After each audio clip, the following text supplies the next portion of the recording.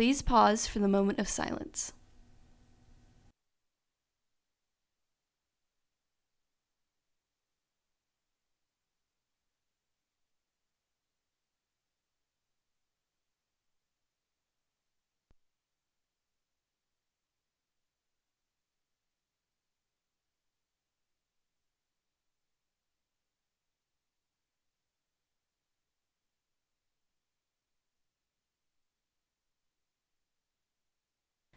Please stand for the pledges. I pledge allegiance to the flag of the United States of America and to the republic for which it stands, one nation, under God, indivisible, with liberty and justice for all. And now for the Texas Pledge. Honor the Texas flag. I pledge allegiance to thee, Texas, one state under God, one and indivisible.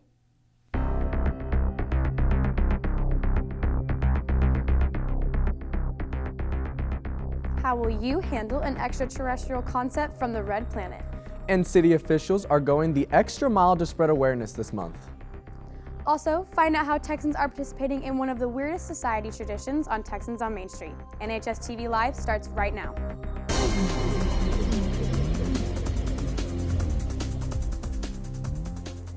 NASA is taking all the steps needed to send a rover to Mars in hopes to discover life.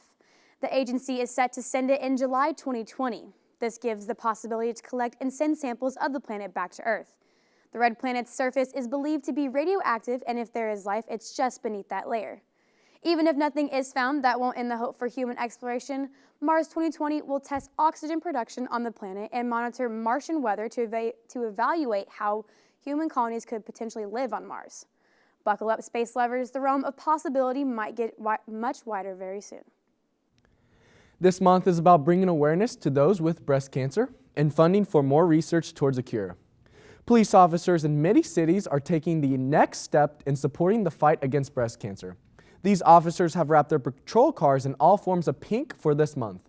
These eye catchers will cruise around some cities to not only bring awareness to the cause, but also educate people on the seriousness of the disease.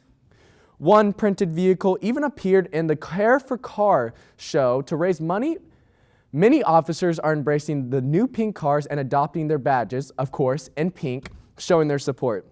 If you're wondering how you can support, donating to any cancer research organization will help, or simply wearing pink for our Pink Out game tomorrow will help support and bring awareness to breast cancer. When it comes to our staff here on campus, everyone is important. And most of us know what happens in the West office, but what goes on in the East? And who are the masterminds behind it? NHSTV reporter Gabby Jankowski went out to meet our East Office representatives and to find out about what they do. Northwest High School, can I help you? Here at Northwest High School, we have two main offices, the West and the East. Most students are familiar with what goes on in the West office. You pick kids up early, that's where attendance, counseling. However, most students don't seem to have a good idea behind the purpose of the East office. I don't really know much. I don't really know, I don't think they do attendance because that's the West office. I have no clue. I think the purpose is if you come in late, you can sign into the East office and they'll check you in. They used to sell football tickets. So that leaves the question, what actually happens in the East office? According to its staff, quite a bit. I'm the receptionist and the substitute coordinator. Every day when the subs come in, I have their roll sheets prepared, give them a key to the classroom, layout of the school, go over what they'll do for the day. Even though they don't know its function, surely the students must know someone who works there, right? I don't really know the staff here. I don't know, probably the assistant principals or something. Not only is the East office home to Miss Calvert, Miss Wolf, and the office aides, but it's also home to Miss Jackson and the new associate principal, Dr. Botter. So, if you want to go gear up for a game and show your Texan pride, head down to the West office to get your tickets. But just know, the East office does serve you in quite a few ways. This has been Gabby Jankowski with NHSTV. Thanks, Gabby. If you're interested in getting your football tickets, the location has been changed to the West office. Also, homecoming is coming up soon and you don't want to miss out on buying those tickets either. Our Texan football team will take the field on October 18th and you can grab those tickets in the West office. Our homecoming dance is on the 19th and those tickets can be bought once you pay your fines and at any of these locations. Also, don't miss out on the homecoming parade on the 16th. Definitely cannot wait to see all the floats. Now, jumping over in sports, we've had a lot happen. What do you have for us, Shelby? Well, Cole, last night our varsity volleyball players faced off against the Braswell Bengals here at home and fought hard, having amazing digs by varsity libero Daly Doggett, and the whole night we had some pretty great hits. Northwest finished over the Bengals 3-0. If you missed the game, don't worry, our girls will play again this Friday in Little Elm, where they will face off against the Lobos at 5:30. Moving outdoors, however, our Texan tennis team is dominating on the court. They won 12-7 and are now officially district champions. Huge congratulations to our Texas tennis team. Don't forget, Texans, our varsity football team will be in Eastern Hills tomorrow to take on the Highlanders at 7 o'clock.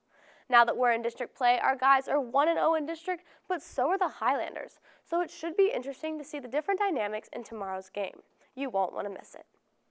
Over the weekend, our swim and dive team will be sent out to compete in the Yellow Jacket Invitational Meet, and our cross-country team will run on Saturday. It's going to be a busy week for our Texan athletes, so make sure to wish them luck before they play. Thanks, Shelby. Now, to most students, getting your first car is a milestone, and adding all your favorite decals, scents, and even naming the car makes it truly yours.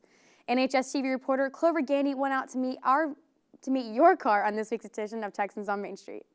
So today is National Name Your Car Day, and we're going to see what you Texans have named your cars. For the record, mine is Kobe.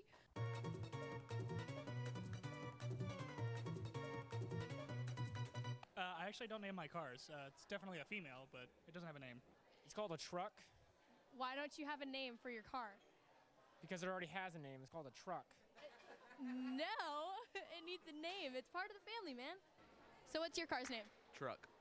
Why is it just truck? Because it's a truck. Why don't you have a name for it? Because that's weird. I'm a freshman, so not old enough for that. Well, my dad's Jeep is named Stitch, and his truck is named 626. I call it Experiment 626. Well, my mom calls hers Shrek. Izzy. Izzy? Why is that name? Because it reminds me of like all my friends call me Izzy and So, in conclusion, apparently no one names their cars, and I'm just an idiot, so Kobe.